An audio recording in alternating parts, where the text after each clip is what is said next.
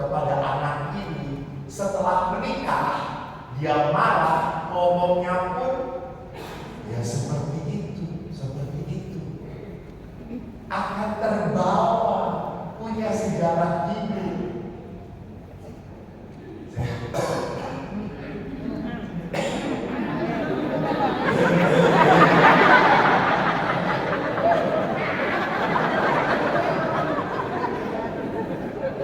Lihat, cuma ngomong minum dulu, gak ngasih minum, tapi minum dulu. Itu karena aku punya istri. Kalau saya ada istri langsung ngasih minum kepada saya. Saya pernah ada seorang mertua mengeluh, Romo, mertua ini Jawa, Solo, halus. Lalu dia ngomong, Romo, kami itu di keluarga ngomongnya halus, ngomong, gak pernah bentak. Kalau dulu juga, ayo pergi, tunggu, jangan tipe-tipe. Lah anak saya ini perempuan, selalu gak pernah dibentak. Dia kawan dengan kami ngomong dengan Batak. Dia baru dibentak. Saya tahu ngomongnya keras. Tolong Romo, nasihatkan suaminya supaya ngomongnya pelan dikit, jangan dibentakin anak saya. Lalu saya datang bilang, kata-kata pada anaknya ini yang perempuan. Nah, kamu udah nikah berapa tahun? Ya 3 tahun Romo. Kamu nikah dengan suami Batak? Iya Romo, pilih aja Pak. Saya sama dia Romo. Tapi kamu setiap hari dibentakin. Enggak Romo, memang dia ngomongnya keras Romo. Malam hari juga, ayo cepat buka.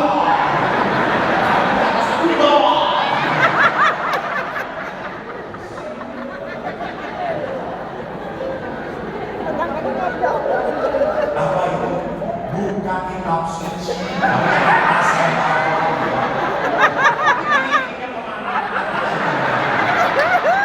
Tuhan hancurkan roh jahat.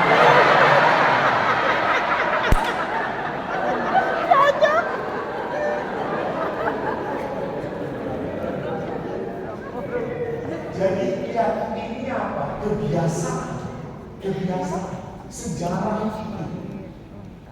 Ada seorang suami yang dididik oleh anaknya, lu laki-laki harus kerja.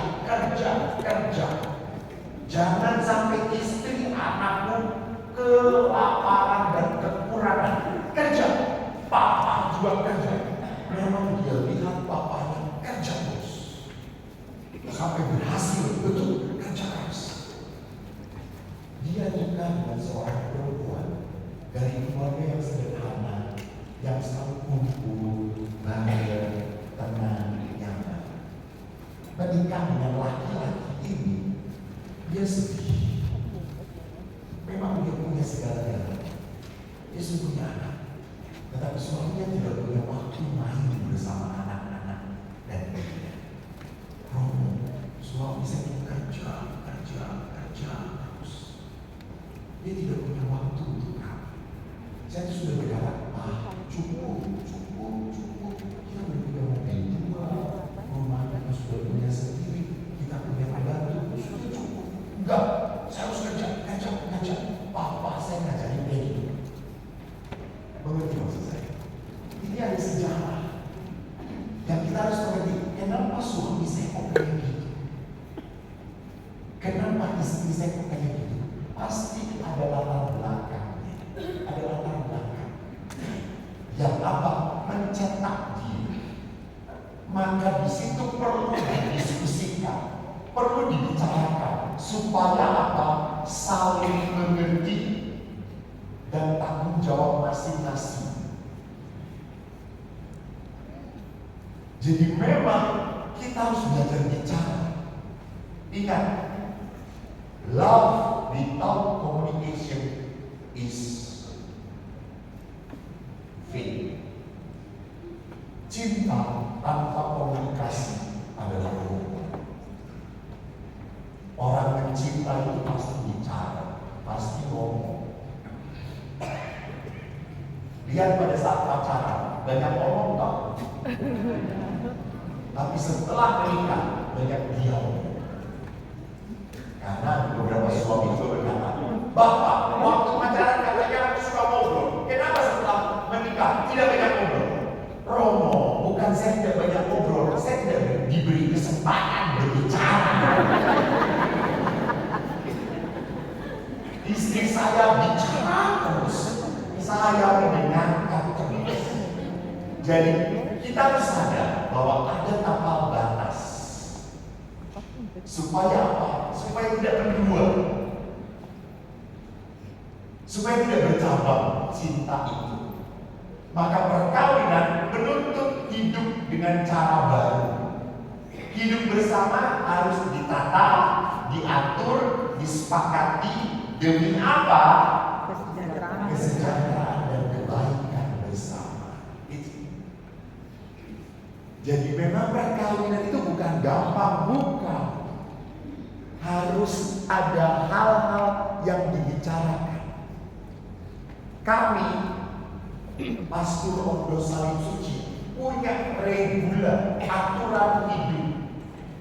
Jadi seorang salib suci, pastor salib suci, tidak pernah boleh hidup di pastoran sendirian. Harus ada teman. Dan maka di pastoran salib suci itu selalu minimal 3 di pastoran. Supaya ada teman. Kalau 1 pasti ada gangguan. Kita punya aturan. Sama pastor-pastor projo pun punya aturan. Otomatis kita mengerti, diajarkan. Maka dalam perkawinan aturan harus dibuat berdua harus dibuat. Kalau cuma udahlah kita kan udah dewasa, tahu sama tahu aja. Tahu sama tahu akhirnya apa? Gak mau tahu. Hati-hati. Kalau tahu sama tahu akhirnya tanpa sadar menyakiti dia. Kan kita tahu sama tahu, kan kita sudah dewasa. Tapi sekali lagi perasaan itu tidak bisa diatur, harus disesuaikan. Maka bagaimana kesepakatan itu? Kalau kesepakatannya terlalu ketat, akhirnya jadi penjara. Misalnya, kamu kalau pergi jam segini, pulang jam segini, tidak boleh makan di luar. Kamu kalau ketemu wanita lain jangan lirik-lirik. Lurus. Kamu tidak boleh pakai parfum. Kamu tidak boleh menarik hati wanita. Kalau aturannya terlalu ketat, maka jadi penjara. Tapi kalau tidak ada aturan, tidak ada aturan sama sekali, maka akhirnya apa? Tidak ada hidup bersama. Tidak ada kedekatan. Maka aturan dalam hidup bersama harus ada. Harus. Kalau tidak, bebas gak jelas. Maka rumah ini akan jadi apa? Hanya stasiun. Mampir, tidur, makan, kencing, buang, mandi, keluar. Karena tidak ada aturan. Kami di pastoran pun ada aturan. Makan 3 kali bersama-sama, doa bersama-sama. Harus diatur. Para pastor kita diatur. Kami harus berdoa bersama, misa bersama, makan bersama. Karena kita keluarga. Maka sama keluarga Anda pun harus diatur. Tidak bisa makan sendiri-sendiri, doa sendiri-sendiri, jalan sendiri-sendiri. Terserah, kamu punya urusan masing-masing. Maka itu bukan keluarga, itu terminal. Rumah itu jadi terminal. Bukan home sweet home. Jadi sekali lagi, kalau kita mengatur, apa keuntungannya? Justru kita akhirnya banyak berdialog, bicara, ngobrol. Menurut kamu bagaimana? Anak kita sedang pacaran dengan muslim.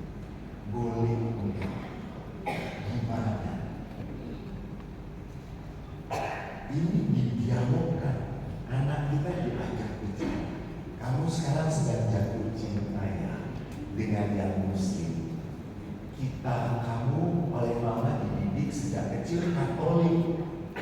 Kamu kenapa jatuh cinta? Apa yang membuat kamu jatuh cinta? Dialog, bukan. Tidak, mama papa Katolik. Kamu sejak kecil Katolik. Tidak bisa. Kamu menikah dengan beda agama, bukan anak mama papa lagi. Menyedihkan. Kok atas dasar agama menyakiti orang lain? Tidak ada. Tidak benar itu. Atas dasar agama mengusir anak. Apa itu ajaran cinta kasih? Itu bukan ajaran cinta kasih. Anda egois. Anda berpikir kalau sama tidak akan selamat sejahtera sampai surga. Hai.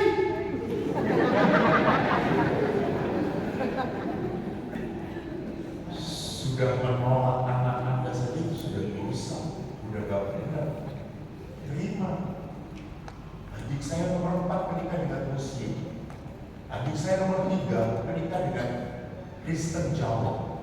Adik saya nomor 2 menikah dengan Katolik. Nomor 1 nggak nikah. Jangan protes, tenang aja. Saya yang kawin tenang aja. Waktu adik saya nomor 4 mau menikah dengan Muslim, ayah marah sekali. Dia tidak terima. Beliau mau sudah aja. Saya yang menghadapi. Ayah, saya pastor. Ayah diakon, kolektor, rajin ke gereja. Bagaimana mungkin menolak? Ini anak ayah. Dia jatuh cinta. Ya sudah, namanya jatuh cinta tidak bisa dikontrol. Kita ingatkan. Ayah boleh mengingatkan, tapi bukan menolak. Bukan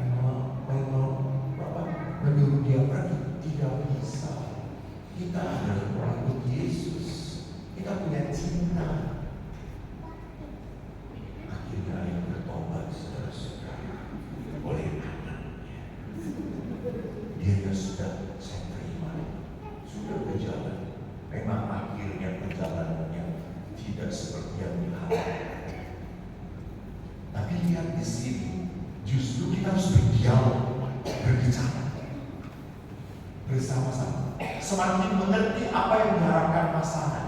Justru dengan bicara, saya mengerti. Oh, istri saya itu maunya kayak gini toh. Oh, suami saya itu maunya kayak gini toh. Oh, anak-anak itu maunya kayak gini. Nah itu.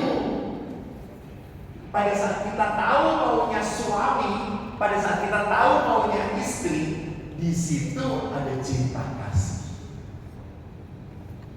Kalau saya nggak mau tahu ya, pokoknya ini rumah saya yang atur. Di situ sudah terdapat kerajaan setan. Itu sudah tidak ada dialog, itu sudah deadlock, mati. Nah, yang ketiga pun apa? Semakin tenggang rasa, memberi perhatian pada pikiran, rasa pasangan. Pasangan saya pun boleh apa? Boleh mengungkapkan pikiran. Bapak ingat, ibu-ibu yang di rumah itu bekerja setiap hari, melakukan pekerjaan yang gak pernah selesai. Ya itu tidak. Menderita ibu-ibu ini.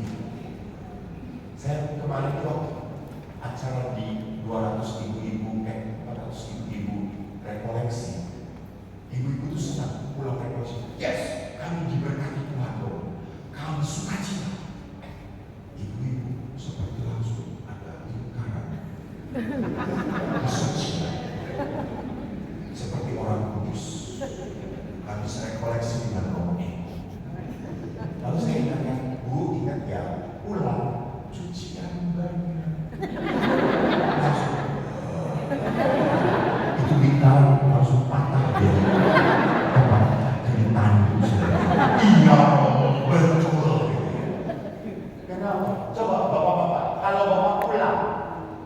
rumah masih banyak cucian, rumah kotor. Apa perasaan Bapak? Apa? Bagus ya.